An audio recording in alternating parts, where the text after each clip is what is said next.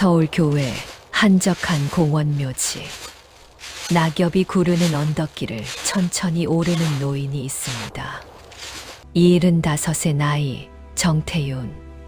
한때 수천 명의 직원을 거느린 건설회사 회장이었지만 지금은 지팡이의 의지에 겨우 걷는 호라비입니다. 묘비 앞에 섰을 때 노인의 입술이 파르르 떨렸습니다. 준혁아, 아빠가 또 왔다. 20해 전 오늘, 그의 장남 정준혁은 31살의 나이로 세상을 떠났습니다. 노인은 떨리는 손으로 묘비를 쓰다듬으며 중얼거렸습니다. 너한테 나가라고 했던 그날 밤이 매일 밤 꿈에 나온다. 내가 무릎 꿇고 울던 모습이 아빠는 아직도 선명하게 기억한단다. 그날 준혁은 말했습니다. 아버지, 전 사랑하는 사람과 가정을 꾸리고 싶습니다. 제발 축복해 주세요. 하지만 태윤은 냉정하게 대답했습니다. 가문의 채통을 생각해라. 그딴 여자와 결혼하느니 차라리 내 아들 아니길 바란다. 그리고 준혁은 정말로 집을 나갔습니다. 그것이 마지막이었습니다. 묘소를 떠나려던 태윤의 발걸음이 멈췄습니다. 조금 떨어진 곳에 교복을 입은 여학생이 벤치에 앉아 있었습니다. 가방에서 꺼낸 편지를 읽던 그 아이는 갑자기 어깨를 떨며 조용히 울기 시작했습니다. 기쁨의 눈물인지 슬픔의 눈물인지 알 수 없었습니다. 태윤은 왜인지 발걸음이 떨어지지 않았습니다. 그 모습이 너무 외로워 보였기 때문입니다. 학생, 괜찮나요? 여학생이 화들짝 놀라 고개를 들었습니다. 붉게 부은 눈, 그러나 맑은 눈동자. 아, 네. 죄송해요. 저 울면 안 되는데. 그녀의 손에는 한국대학교 의과대학 합격 통지서가 들려 있었습니다. 합격하셨군요. 축하합니다. 태윤이 조심스럽게 말했습니다. 여학생은 고개를 끄덕이며 웃었지만 그 웃음 뒤에는 깊은 슬픔이 배어 있었습니다. 감사합니다. 아빠한테 보여드리고 싶었는데 그럴 수 없어서요. 그때 편지를 정리하던 그녀의 가방에서 낡은 사진 한 장이 바람에 날려 떨어졌습니다. 태윤이 무심코 주워들었습니다. 그리고 심장이 멎는 줄 알았습니다. 사진 속에는 젊은 남자가 갓난아기를 안고 환하게 웃고 있었습니다. 그 남자는 20해 전 집을 나간 아들 정준혁이었습니다. 태윤의 손이 심하게 떨렸습니다. 사진이 바닥에 떨어질 정도로 이 사람이 누구냐? 노인의 목소리는 떨리고 있었습니다. 여학생이 놀란 표정으로 대답했습니다. 제 아버지세요. 저 태어나자마자 돌아가셨어요. 세상이 멈췄습니다.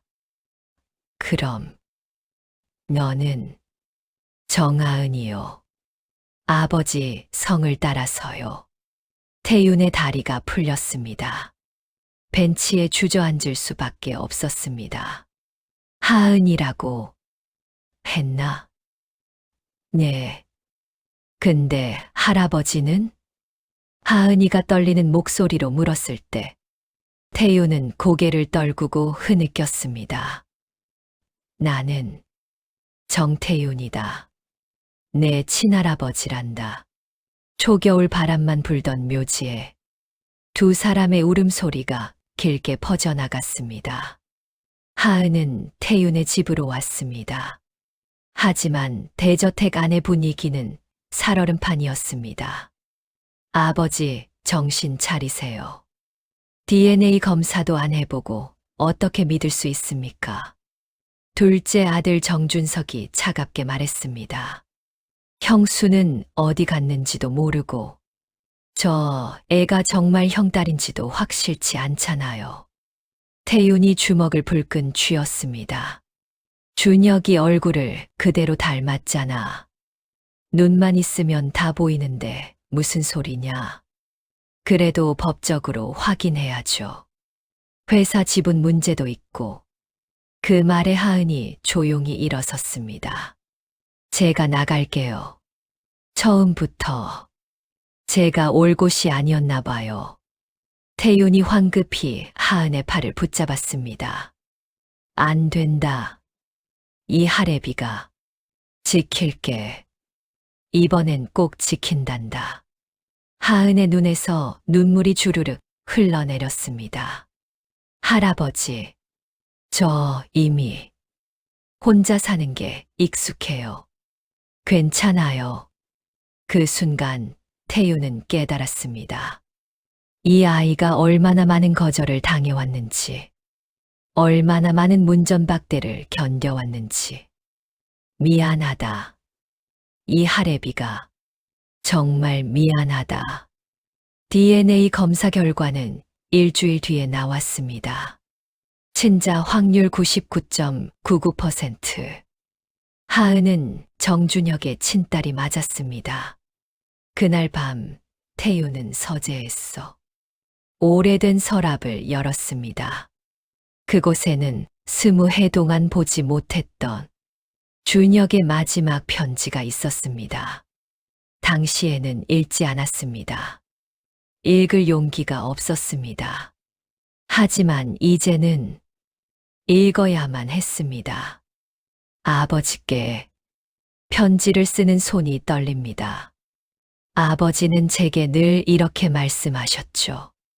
내 자식이 이 정도밖에 안 되나. 저는 아버지가 원하는 아들이 되지 못했습니다.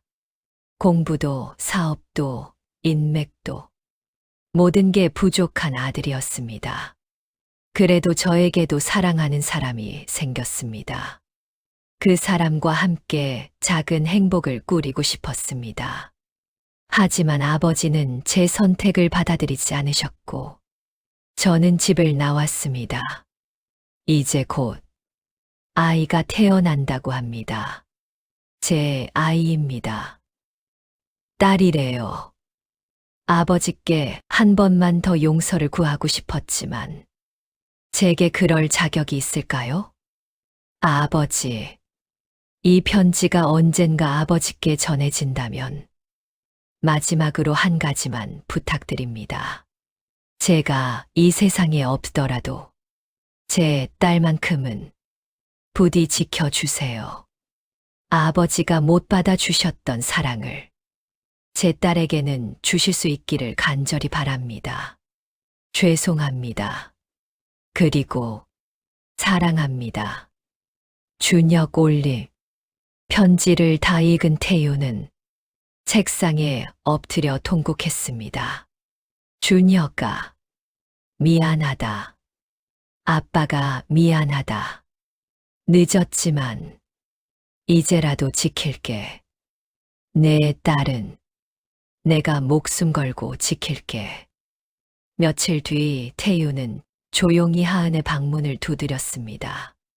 하은아, 들어가도 되겠니? 하은은 책상에 앉아 의학 서적을 읽고 있었습니다. 할아버지, 들어오세요. 태윤은 천천히 다가가 하은의 옆에 앉았습니다. 그리고 떨리는 손으로 준혁의 편지를 내밀었습니다. 이건 내 아버지가 남긴 마지막 편지다. 그때는 할애비가 읽을 용기가 없었어. 하지만 이젠 너한테 보여줘야 할 것 같구나. 하은은 조심스럽게 편지를 받아 한 글자 한 글자 읽어 내려갔습니다. 눈물이 편지 위로 똑똑 떨어졌습니다. 아빠가 저를, 그래, 내 아버지는 마지막 순간까지 너를 생각했단다. 하은이 편지를 꼭 껴안고 목 놓아 울었습니다. 아빠, 보고 싶어요. 한 번만이라도 안아주는 거 느껴보고 싶었어요. 태윤도 눈물을 흘리며 하은의 어깨를 감싸 안았습니다. 미안하다. 이 할애비가 내 아버지한테 잘못해서 너까지 이렇게 고생하게 만들었구나. 아니에요. 하은이 울먹이며 말했습니다. 할아버지, 사람은요, 누구나 실수해요. 중요한 건 다시 시작할 용기가 있는지예요. 태유는 그 말에 더 큰 울음을 터뜨렸습니다. 고맙다. 정말 고맙다. 이런 할애비를 용서해줘서. 그로부터 5년이 흘렀습니다. 하은은 의사가 되어 지역 노인요양병원에서 일하고 있었습니다. 그녀의 첫 진료일. 태유는 병원 정원 벤치에 조용히 앉아 손녀가 환자들을 돌보는 모습을 지켜보고 있었습니다. 하얀 가운을 입고 할머니 환자의 손을 꼭 잡고 이야기하는 하은. 그 모습이 준혁을 닮았습니다. 준혁아. 태윤이 하늘을 올려다보며 중얼거렸습니다. 내 딸은 훌륭하게 자랐다. 아빠가 못다 한 사랑을 이 아이가 세상에 베풀고 있어. 자랑스럽지. 바람이 살랑 불어왔습니다. 마치 하늘에서 준혁이 고맙습니다, 아버지. 라고 속삭이는 것만 같았습니다. 진료를 마친 하은이 할아버지에게 다가왔습니다. 할아버지, 여기 계셨어요? 추운데 왜 밖에? 아니다. 너 보고 싶어서. 태윤이 주름진 손으로 하은의 손을 꼭 잡았습니다. 하은아. 네, 할아버지. 할애비가 너한테 해주지 못한 게 너무 많지. 내 아빠한테도 그랬고. 하은이 고개를 저었습니다. 아니에요. 할아버지가 절 받아주신 것만으로도 전 충분히 행복해요. 고맙다. 이 못난 할애비의 손녀로 있어줘서. 정말 고맙다. 두 사람은 그렇게 한참을 손을 맞잡고 서 있었습니다. 겨울 햇살이 두 사람을 따뜻하게 감싸주는 듯 했습니다. 여러분, 사람은 누구나 실수합니다. 돌이킬 수 없는 말을 하고 후회만 남는 선택을 하기도 합니다. 하지만 인연은 끝나지 않습니다. 하늘이 주신 마지막 기회를 용기 내어 붙잡는다면 우리는 다시 시작할 수 있습니다. 누군가를 용서할 수도 있고 누군가에게 용서받을 수도 있습니다. 오늘도 여러분의 마음 속에 작은 용기와 따뜻한 화해가 스며들기를 바랍니다. 이야기를 끝까지 들어주신 분들께 감사드립니다. 공감이 되셨다면 구독과 댓글로 마음을 나눠주세요. 여러분 모두 사랑하는 사람과 화해하시길 바랍니다. 감사합니다.